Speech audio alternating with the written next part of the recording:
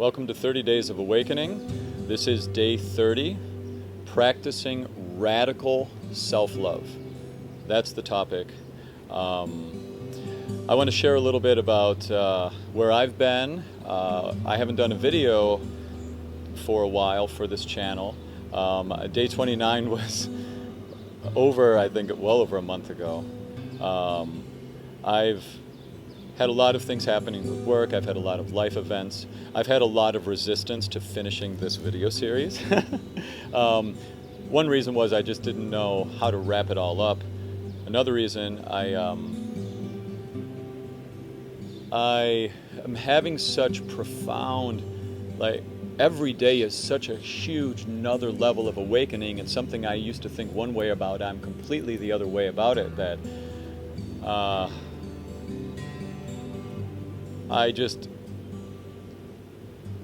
I would watch these videos back, the earlier ones, and be like, okay, I see that this way now. I feel like I need to redo another 30 days, commenting on how I'm in a new place in these 30 days.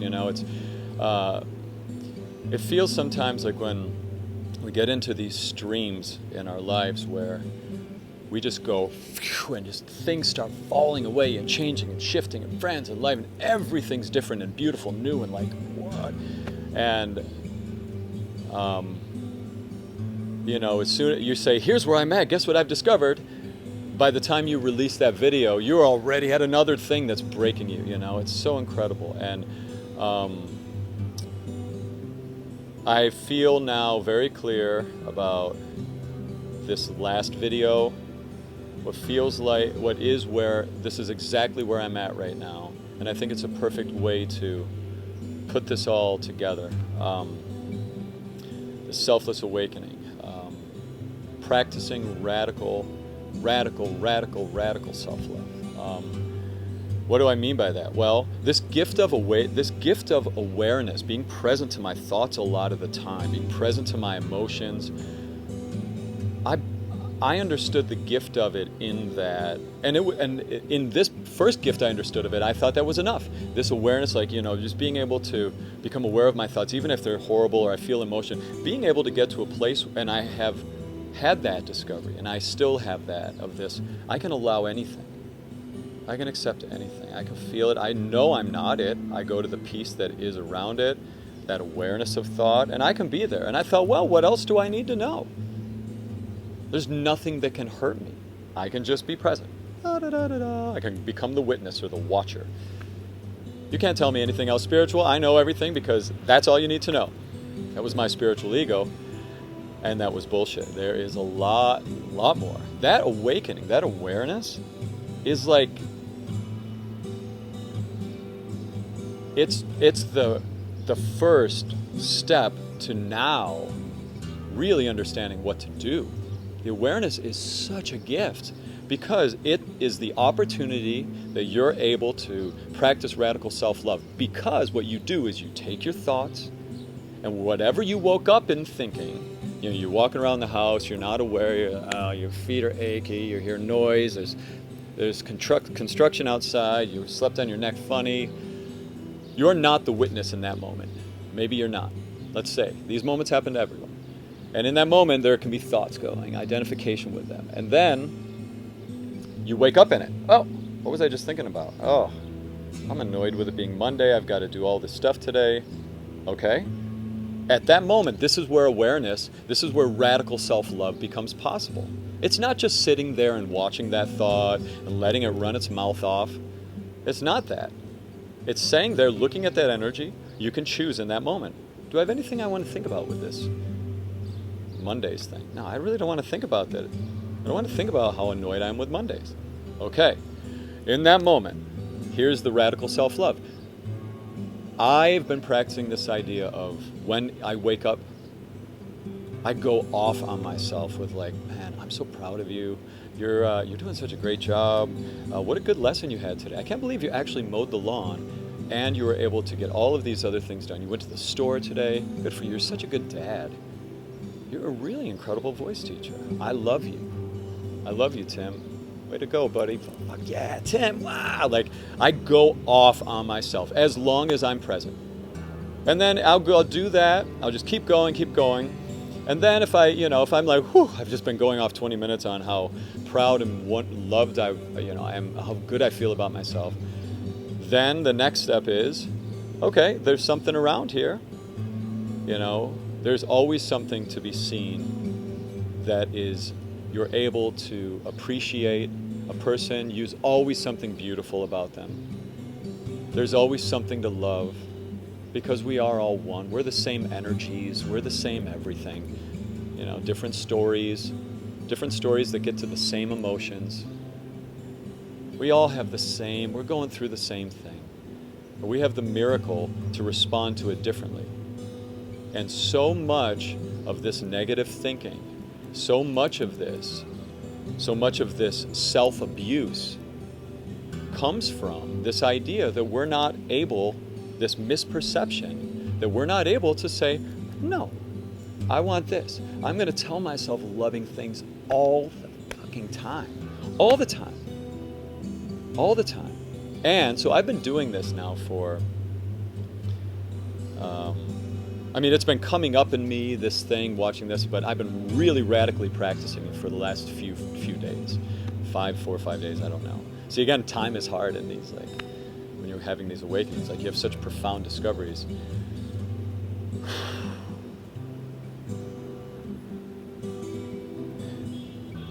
I feel unbelievable, incredible. And that energy, this self-abusive energy, this little boy Tim that was abused as a kid, that went through trauma, that went through physical abuse and emotional abuse, teenage years, that boy that got so used to self-abuse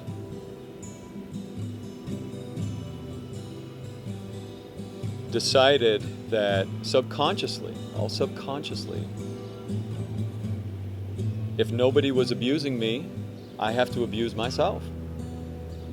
Abusing myself with punishing thoughts. Doing things I don't want to do, but doing them anyway, so I can feel bad about myself. It's because that little boy that I realized in between day 29 and day 30, so I was meditating, I had some really profound things come up about, my childhood, I have wonderful parents and family. I really do. And the situations that I grew up in my town, and some of these experiences of things I went through in school. I didn't realize how much of a victim mentality I had since that age. And not the victim mentality of poor me, that type of way. I went the other way. There are two ways you can go. You can go that way, and it becomes such a swirling part of your identity that's all, just kind of is you. I didn't do that. I went, well, other people have been through a lot worse shit, so I don't need to worry about it. But I didn't integrate it. I didn't understand it. I didn't look at how those patterns fuel, and still at 41 years old, have behaviors that they kick out in me. And this came up in a meditating. I was like, wow. And I saw it. I actually saw myself as a boy. I saw these things. And I thought about, what would I say to that me that went through that abuse? I had this nervous tic as a kid, I was diagnosed with Tourette syndrome. Whether or not I had it, I had these physical manifestations, and I had a whole classroom of kids. I had a bully that rallied a bunch of kids, walked by me in this big lunchroom, all doing my tic to me, abusive, things like that, experiences that left things that were fueling behaviors in me of punishment. These ideas I didn't deserve to be happy. And I get it. We all deserve to be happy. We didn't come here. We're not born to feel like shit all the time. It doesn't make sense. It doesn't make sense. And if our thinking is the thing that's making us feel shitty the most, this perpetuating of loops, just like tapes of words and images that attach to words, and words that bring up feelings, which bring up more words, and we just relive these thoughts over and over, we don't have to do that. And it's as simple. This radical self-love is just changing your thinking. We have the ability to do that. It's a misperception to think we don't. Now, the thing to say about it, though, is that boy, that energy, that abuse, that emotional pain. We all have abuse. We all have emotion, pain. We all have things inside of us. I had been spending on my spiritual journey this idea of just, not even going to listen, like not honoring it, not respecting that energy, but just kind of either ignoring it or just crushing it, just shutting it off. And there's a difference between steering our thoughts to love and doing that, and excluding, treating this shadow in ourselves like this bastard energy we want to avoid. That's not the solution either. Like that energy, imagine it as like it's this you that was like locked in a closet screaming that you weren't listening to, that's like, I have something to say, I have been through this. That energy is inside of us, and all it wants is respect. And when we respect it, when we honor it, when we say, like Matt Kahn, who, he's been, his teachings, this is his stuff. This transmissions that came through him that are coming into me through to you. He talks about, walking up to a cashier that's obviously going through some stuff, and he's like explaining, let's say there's this cashier, and this cashier is, really having a tough day, and it's almost like when people are defensive and having that energy, it's almost like you want to fight with them, and taking and just respecting them. With all they want is like, I respect you.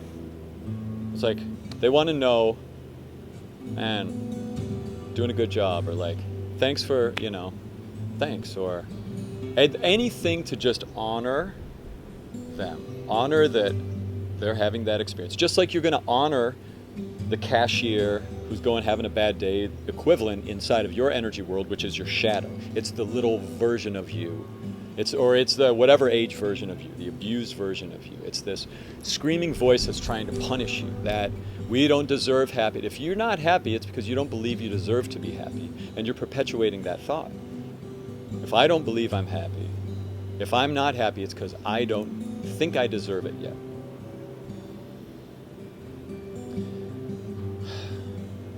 When I say I love you to Tim all day long, anytime, and if I don't know what to think about, and my mind just keeps wandering down an avenue I don't want, I'll just go, I love you. I love you. I love you so much that you're aware of these thoughts going that way. And I love those thoughts. I love that those thoughts help me understand these patterns in myself. I love that these thoughts are the things that I get to heal for myself, and in me healing them for myself, people that are around me are going to sense that, and they're going to start giving themselves permission to. Good for you, Tim. Boom. I just took that thought and I just made it something self-loving. Everything is self-loving. Everything is lovable. Everything is lovable. And the more I feel that way, the more I practice that radical idea, I'm experiencing a whole nother level of joy that even is deeper than the peace I feel just sitting in the awareness, sitting in my self-aware as awareness is a blissful sensation. This one, I'm still finding the language to describe it.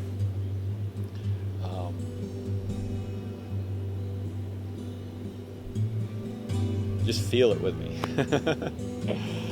So, no matter how embarrassing, no matter how much it feels like you're lying to yourself when you start saying how great you are at things, how you're you're a killer bass player. You're an amazing singer. I'm so proud of you, Tim. You're so good at staying peaceful driving, or you're such a good driver, or good job with this house. Good job being peaceful through divorce. That's been one. That's been inside day 29, between day 29 and day 30. I officially went through divorce, the finalized part of it.